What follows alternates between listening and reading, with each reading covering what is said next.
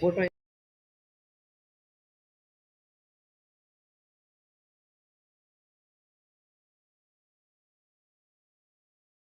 આજ રોજ તારીખ 20/6/2024 રોજ અમે સ્વયં સૈનિક દળના માધ્યમથી ગુજરાત સરકાર દ્વારા હમણાં તાજેતરમાં જે શ્રીમદ ભાગવત ગીતાના સિદ્ધાંતો અને મૂલ્યોના આધારે જે પાઠ્ય પુસ્તક રજૂ કરવામાં આવ્યું છે એની અંદર આપણે જોઈએ તો ભારત બિન સાંપ્રદાયિક દેશ છે.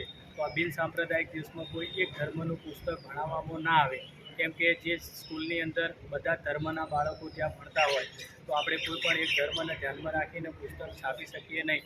જો આપણે સિદ્ધાંતો અને મૂલ્યોને દર્શાવીને એવું પુસ્તક છાપવું જ હોય તો ભારત બિન સાંપ્રદાયિક દેશ છે, એની અંદર ઘણા બધા ધર્મોને પાળતા લોકો રહે છે. તો ઘણા બધા ધર્મની અંદર સારા એવા મૂલ્યો અને સિદ્ધાંતો હોય જ છે.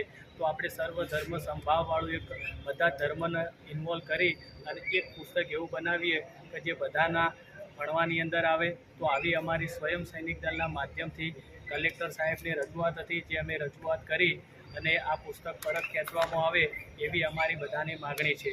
જય ભીમ, જય ભારત, જય સંવિધાન.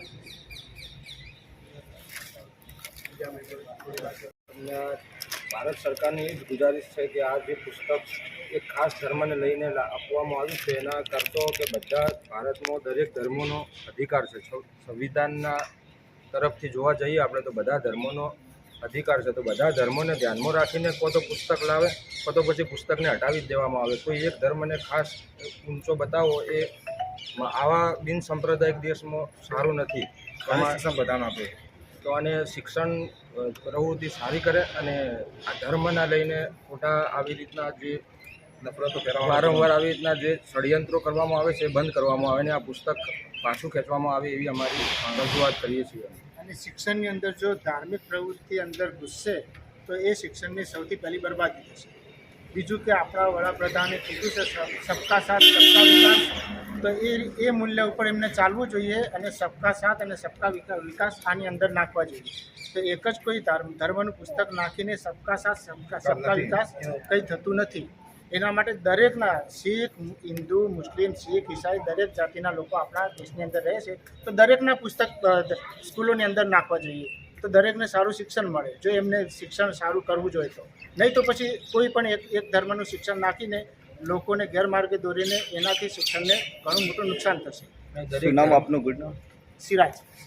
દરેક ધર્મ પાસે સારી કિતાબો છે અને એ કિતાબોમાં સારી વાતો પણ છે. ખાલી એટલી કિતાબો નથી, કુરાન શરીફમાં, બાઇબલમાં, બધી જ પુસ્તકોમાં સારી તો એમાંથી થોડી થોડી વાતો લઈને તો એક પુસ્તક બનાવે તો ભાઈ સંપૂર્ણ આને હટાવી દેવામાં આવે. સંવિધાન એક રાઈટ પ્રમાણે સંવિધાન ભણાવવું જોઈએ કે નહીં ભણાવવું જોઈએ? બંધારણની અંદર છે કે આની અંદર કોઈ પણ ધાર્મિક પ્રવૃત્તિ શિક્ષણની અંદર ના થવી જોઈએ.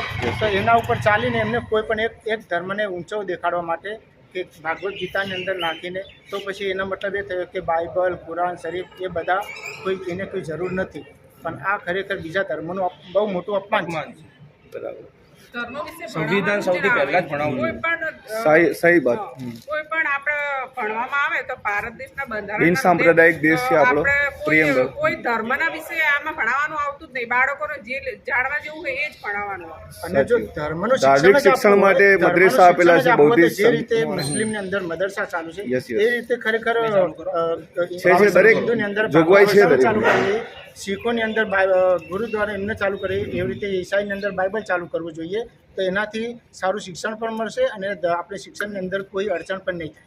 અચ્છા, આ જે ધાર્મિક પુસ્તકનું ભણાવવાનું જે ચાલુ કર્યું છે, જો એના માટે તમે અહીં આવેદનપત્ર આપ્યું છે તો આગામી સમયમાં કોઈ ન્યાય ના મળે તો આપનું શું પ્લાનિંગ આયોજન છે? એના માટે આખા દેશમાં ઇન્શાઅલ્લાહ અમે આંદોલન કરશું. અચ્છા, આંદોલન ઇન્શાલ્લાહ જરૂર કરશું. રાઈટ.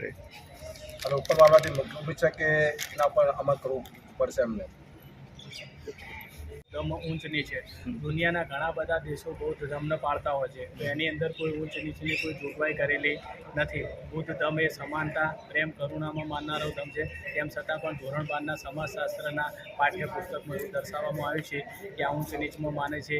તેમાં એના ધર્મગુરુઓ દલાઈ લામા હોય છે. જોકે દલાઈ લામા એ તિબેટિયન પોતાના એક સંપ્રદાય છે, એની અંદર દલાઈ લામા કહેવામાં આવે છે. બાકી મોટાભાગના જે બુદ્ધ ધર્મના જે માનનારા લોકો રહ્યા એ તેમને ભંતેજી અને ભિક્ષુ તરીકે તરીકે એમના ધર્મગુરુને ઓળખાવે છે. તો જે જૂઠાણું રહ્યું એ પણ પુસ્તક પાછું ખેંચવામાં આવે અને જે એની ઓરિજિનલ વિચાર છે, બૌદ્ધ ધર્મની જે ઓરિજિનલ વિચારધારા એ અંદર પુસ્તકમાં દર્શાવવામાં આવે એવી અમારી ઈચ્છા છે. જય